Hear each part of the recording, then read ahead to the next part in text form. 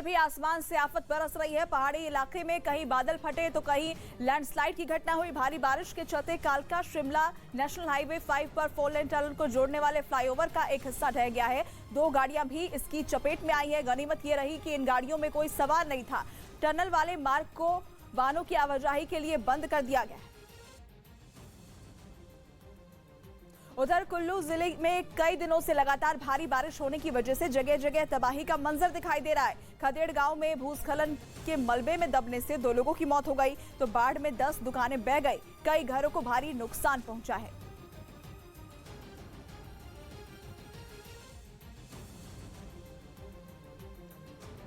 कर्नाटक के कोप्पल में भारी बारिश और बाढ़ से तबाही मची है। तुंगभद्रा बांध से पानी छोड़े जाने के बाद कई इलाके पूरी तरह जलमग्न हो चुके हैं। बांध से छोड़े गए पानी की वजह से गंगावती पुल भी सैलाब में डूब गया, जिससे लोगों को एक से दूसरी जगह जाने के लिए दिक्कतों का सामना करना पड़ रहा है।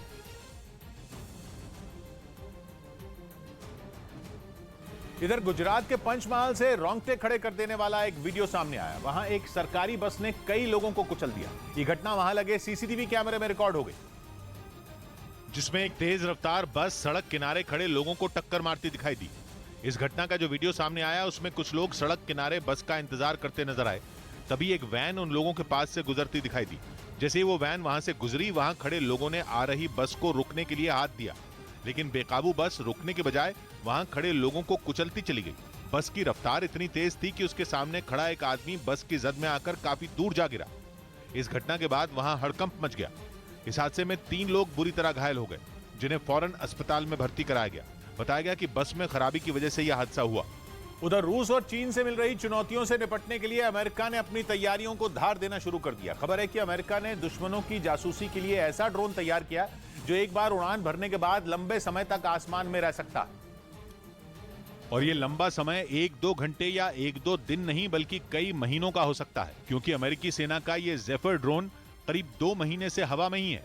इसीलिए इस ड्रोन को सेना के लिए बड़ा हथियार माना जा रहा है। दावा किया गया कि ट्रायल के तहत इस ड्रोन ने 15 जून को उड़ान भरी थी और इसे 30 दिन की टेस्ट फ्लाइट के लिए लॉन्च किया गया था। लेकिन इसकी ताकत सोच से कहीं ज्यादा निकली और ये तय समय बीतने के बाद भी हवा में बना हुआ है और लगातार एक छोटे सैटेलाइट की तरह परफॉर्म कर रहा है।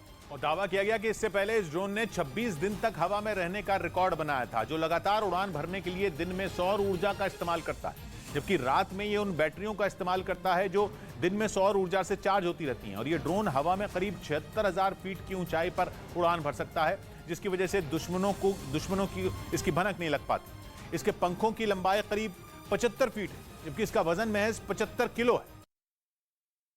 इधर नीतीश कुमार के सीएम के अलावा दूसरे पदों की दावेदारी पर सियासत गर्मा गई। बिहार में बीजेपी ने फिर सीएम नीतीश को निशाने पर लिया और 2024 में उनके प्रधानमंत्री पद पर निगाहें होने की बात कही। तो अकुलाहट है प्रधानमंत्री बनने की, वो अकुलाहट समय समय पर इस तरह के जनादेश के प्रति विश्वासघात करने का वो उन्हें अवसर देती है।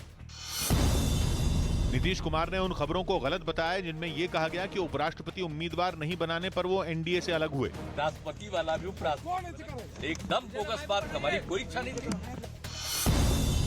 टीएमसी सांसद शत्रुघ्न सिन्हा ने इशारों में बीजेपी पर हमला किया और 2024 लोकसभा चुनावों के दौरान नए सियासी समीकरण उभरने की बात कही।